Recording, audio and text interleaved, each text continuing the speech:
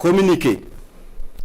Il y a quelques semaines de cela, les services de renseignement ont intercepté plusieurs communications entre un individu et des chefs terroristes portant sur des détails des positions des forces de défense et de sécurité intérieure, des volontaires pour la défense de la patrie, ainsi que sur les opérations militaires. Après analyse technique approfondie, l'individu est identifié au nom de Bahari Abdraman et se trouve être un officier des forces armées burkinabè. Il est identifié appartenant au bataillon de justice militaire. La recherche d'informations sur lui dans son corps d'appartenance va permettre aux agents de renseignement de découvrir que l'officier est en situation d'absence irrégulière depuis quelques semaines et fait l'objet de procédures pour désertion.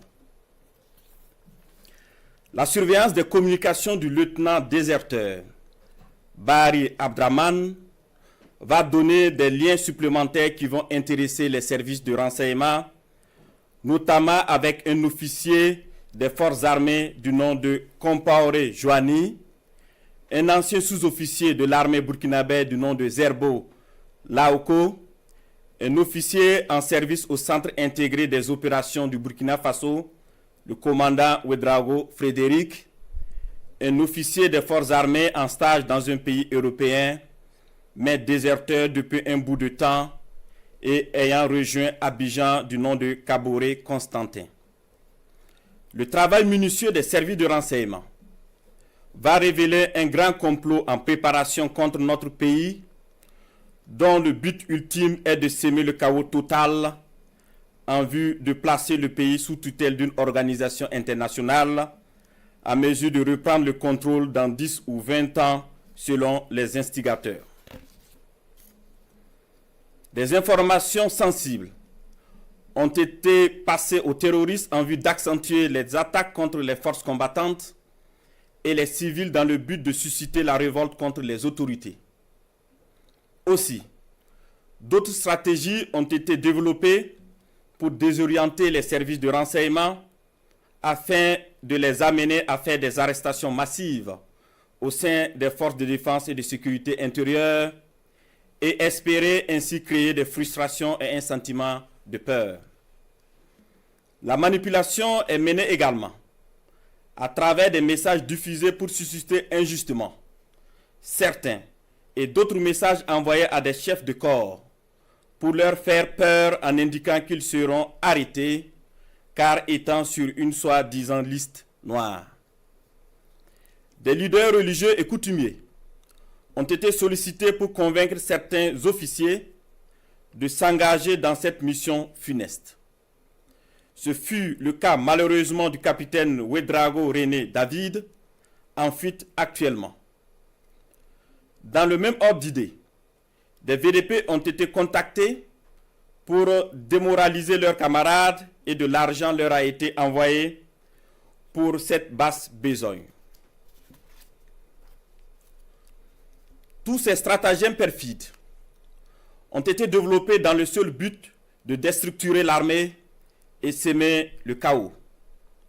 Les services de renseignement ont suivi la manœuvre qui devrait aboutir, selon le plan des comploteurs terroristes, le mercredi 16 avril 2025, à un assaut sur la présidence du Faso par un groupe de soldats recrutés par les ennemis de la nation.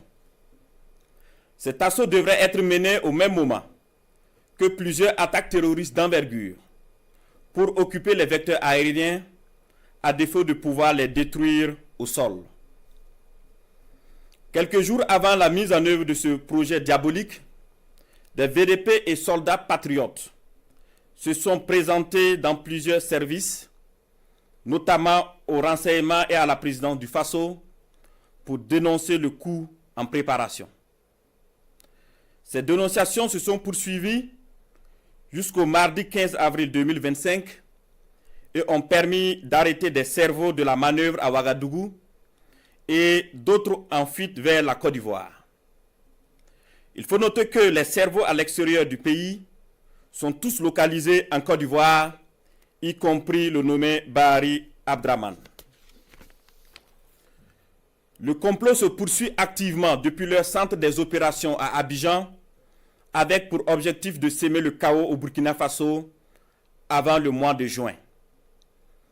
Les services de renseignement poursuivent leurs actions de surveillance et tiendront l'opinion nationale au courant de toute évolution de la situation. Plusieurs autres personnes impliquées sont suivies et assumeront les conséquences de leurs actes le moment venu. Nous invitons les populations à rester sereines et vigilantes et à signaler toute activité suspecte. Quant aux vaillantes forces combattantes, nous les encourageons à poursuivre leur mission avec détermination tout en restant vigilantes. La patrie ou la mort, nous vaincrons.